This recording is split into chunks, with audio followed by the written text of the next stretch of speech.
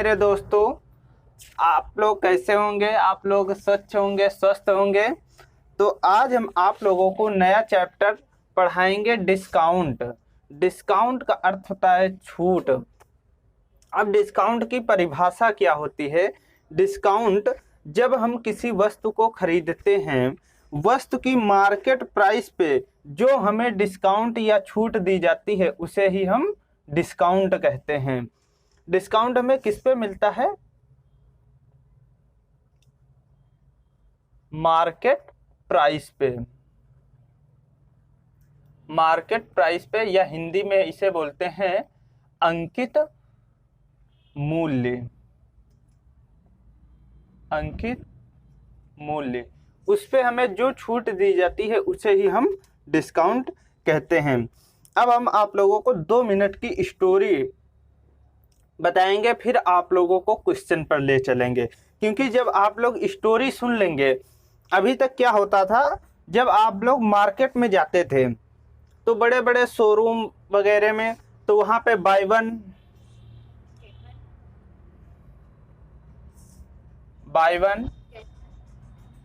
Get one free लिखा होता था। आप लोग बहुत खुश हो जाते थे कि एक वस्तु हम ले रहे हैं और एक हमको फ्री मिल रही है। लेकिन ऐसा कभी नहीं होता है। आप लोगों को दुकानदार क्या बना रहा है? पागल बना रहा है। अब से जब डिस्काउंट आप लोग पढ़ लेंगे अच्छे से, तो आप लोग दुकानदार को पागल बना के आएंगे और खुद पागल नहीं बनेंगे। क्योंकि अभी तक आप लोग पागल बन के आते थे। क्योंकि हम लोग एक ऐसी कंट्री से बिलोंग करते हैं जहां एक डिस्काउंट का बहुत बड़ा रोल प्ले होता है। जैसे हम मूंगफली वाले के पास गए, मूंगफली वाले से बोला हमने 500 ग्राम हमें मूंगफली दे दो। तो पूछा 500 ग्राम का मूल्य कितना है? उसने बोला 60 रुपया। जब उसने बोला 60 रुपए की 500 ग्राम मूंगफली मिलेंगी, तो आप लोग कहेंगे भैया सही सही लगा लो। तो जो सही सही बोलते हो वही एक्चुअल में डिस्काउंट होता है। क्या होता है? डिस्काउंट होता है। उसको आप लोग सेकंड मीनिंग में क्या बोलते हैं? सही सही लगा लो। उसी को हम डिस्काउंट बोलते हैं। अब हम शुरू करेंगे आपके अपने पहले क्वेश्चन से। अब आप लोगों को कॉन्सेप्ट तो समझ में आ चुका होगा कि डिस्काउंट क्या होता है। तो हम उसी के बेस पे एक एग्जाम्पल ले रहे हैं। किसी वस्तु का अंकित मूल्य 800 रुपया है और विक्रय मूल्य 600 रुपया है। तो हमें डिस्काउंट परसेंट ज्ञात करना है। तो डिस्काउंट परसेंट हमें ज्ञात करना है। तो डिस्काउंट इसमें कितना हो रहा है? किसी वस्तु को 800 रुपये में, कोई वस्तु को 800 रुपये में लिया है और 600 में बेच दिया है, तो उसे डिस्काउंट कितने का मिला है? डिस्काउंट उसे 200 रुपये का मिला है। डिस्काउंट उसे कितने का मिला है? 200 रुपये का। अब ये 200 रुपये किस पे मिले हैं हमको? 800 रुपये पे। 800 रुपये पे गुणे में 100। अभी तक प्रॉफिट लॉस में आप लोगों को क्रय मूल्य यहाँ पे लिखते थे। यहाँ पे हम लोग क्रय मूल्य लिखते थे। अब यहाँ पे हम मार्क प्राइस लिखेंगे। क्या लिखेंगे? Mark price. वहाँ पे हम कॉस्ट प्राइस लिखते थे। तो 200 एकम 200 और 200 चौके 800, 4 एकम 4, 4 दूनी 8 और 4 पंचे 20। तो हमें कितने परसेंट का डिस्काउंट दिया है? 25% का मुझे डिस्काउंट प्राप्त हुआ है। कितने का प्राप्त हुआ है? 25% का हमें डिस्काउंट मिला है। ऐसे ही हम एक दूसरा एग्जाम्पल ले रहे हैं। दूसरा एग्जाम्पल लेंगे। यहाँ पे मार्क प्राइस मेरा है 1000 रुपया। कितना है? 1000 रुपया। और डिस्काउंट है 25%। डिस्काउंट मेरा है 25%। हमें ज्ञात क्या करना है? सेलिंग प्राइस ज्ञात करना है। क्या ज्ञात करना है हमें? सेलिंग प्राइस ज्ञात करना है। यहाँ पे हमने डिस्काउंट आप लोगों को बता दिया है। यहाँ पे आप लोगों को सेलिंग प्राइस ज्ञात करना है। तो सेलिंग प्राइस हम ज्ञात करेंगे 1000 गुणे कितने का डिस्काउंट हमें मिला है, 75% का। तो वो चीज हमें कितने का दे रहा है, 75/100। अब आप लोग पूछोगे भैया ये 75 कहाँ से आया है, तो 75 आप लोगों को 100 - 25 करोगे तो कितना आ जाएगा, 75%। यानी 100% में से मुझे 25% का डिस्काउंट मिल गया है। तो हमें चीज कितने की वो दुकानदार दे रहा है, 75% की दे रहा है।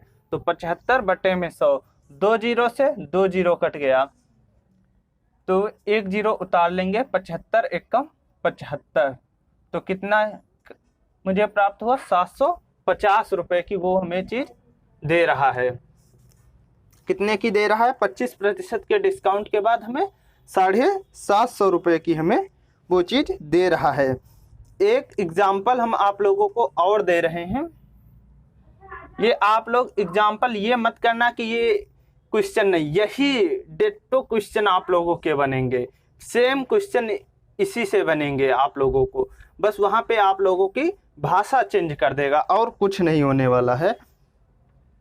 जैसे मार्क प्राइस मेरा है 8500 रुपया, मार्क प्राइस है मेरा 8500 रुपया, डिस्काउंट मेरा है 10% का, 10% का। तो हमें क्या ज्ञात करना है, सीपी ज्ञात करना है, यानी मुझे क्रय मूल्य बताना है। क्रय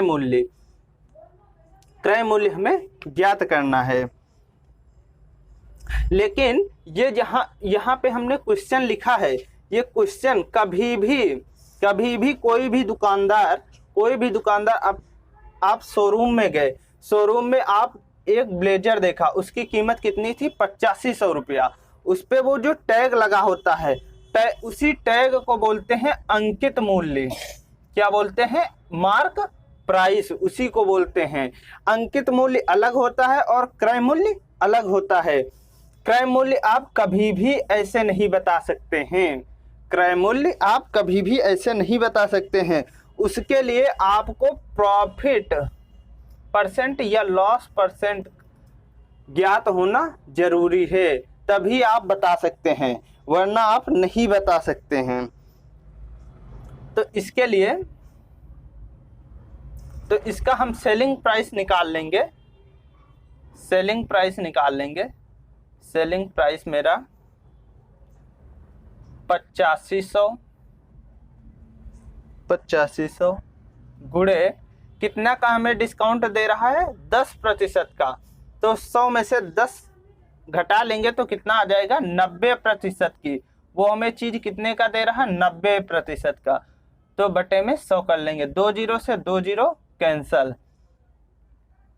यहाँ पे जीरो है तो जीरो बढ़ा लेंगे, 9 पचे 45 के 5 हासिल आया 4, 9 अठे 72 4 76, 7650 रुपया मेरा इसका सही जवाब होगा। कितना होगा, 7650 रुपया मेरा सही होगा। और अगर आप लोगों को इसका सीपी ज्ञात ही करना है, सीपी इसका ज्ञात ही करना है, तो इसके लिए एक ब्रिज होता है, इसको हम बोलते हैं PLD bridge. PLD bridge, PLD bridge, इसको बोलते हैं सीपी, इसको बोलते हैं SP, इसको बोलते हैं MP। क्रय मूल्य, विक्रय मूल्य और अंकित मूल्य। जैसे हमने कोई भी वस्तु हम बेच रहे हैं 100 रुपए की, 100 रुपए की कोई चीज हम खरीद कर लाए हैं।